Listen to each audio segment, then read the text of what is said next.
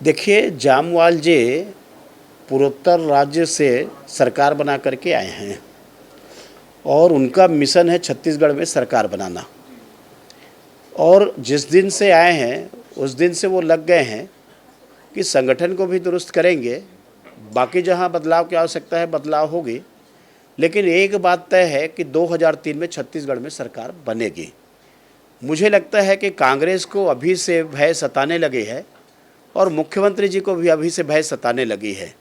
इसके कारण भी वो बदलाव की जो चर्चा कर रहे हैं, बदलाव तो संगठन में होते रहते हैं और एक कोई नई बात नहीं है कि बदलाव का, इसके पहले भी बदलाव हुए हैं, आगे भी बदलाव होते रहेंगे। जब जैसी आवश्यकता पड़ती है तो बदलाव होते हैं, लेकिन मुख्य विषय है मिशन 2023 और छत्तीसगढ़ में भाजपा की सरकार।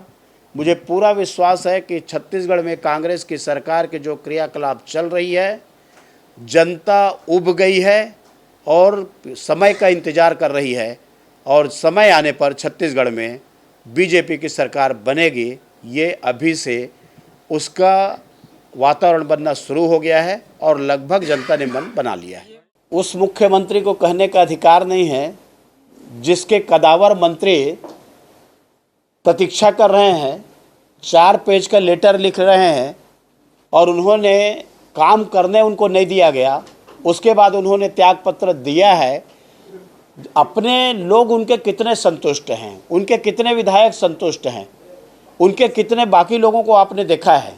और जिस प्रकार से उनके सरकार में अंतरकला विस्फोटक स्थिति में है और उजागर होने लगी है, तो मुझे लगता है कि आप दूसरे के ऊपर कीचड़ उखाड़ने का काम या पत्थर फेंकने का काम ना करें क्योंकि आपके दल में और आपके दलगत राजनीति में क्या स्थिति है अब छत्तीसगढ़ में छिपा हुआ नहीं है। अब ये भूपेश बघेल जी यदि टिकट बांटने वाले होंगे तो मैं नहीं कह सकता कि भाजपा के टिकट भूपेश बघेल बांटेंगे, या उसके पूछ करके यदि हमारे केंद्रीय नेतृत्व बांटने वाले हैं तो ये मेरे जानकारी में नहीं है। कांग्रेस के पास में यहाँ कोई मुद्दा है नहीं करने के लिए। भ्रष्टाचार व्याप्त है, पराकाष्ठा है, चारों तरफ लूट ही लूट है और जिस प्रकार से विकास कार्य पूरे ठप हो गए हैं, तो केवल जनता को मन बहलाने के लिए ये उसको मुद्दा बना रहे हैं।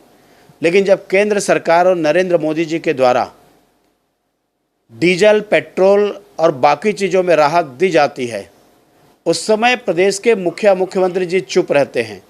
आखिर जब वो पूरे देश की जनता को राहत दे रही है तो कांग्रेस की सरकार छत्तीसगढ़ में अपने प्रदेश की जनता को राहत देने में क्यों पीछे हट रही है? ऐसे लोगों को महंगाई के बारे में बोलने का अधिकार भी नहीं है। जो केंद्र सरकार के महंगाई पे कम करने के लिए जो प्रयास की जाती है, तो छत्तीसगढ़ उसमें पीछे हट रही है और पीछे हटने के बाद में केवल आरोप लगाती है। स्वामी आत्मानंद स्कूल की जहाँ तक बात है तो आपको उसका हश्र आगे दिखाई देगा। न इनके पास सेटअप है, न इनके पास भवन है, सारे चीज़ उधारी में चल रहा है।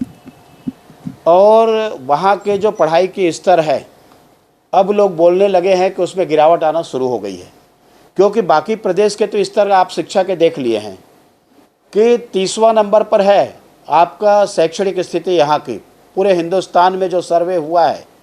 और यहाँ के बच्चों के जो स्थिति, यदि आप शिक्षा के तरफ आपकी प्राथमिकता नहीं है तो आप इन बच्चों का भविष्य क्या होगा ये आप समझ सकते हैं।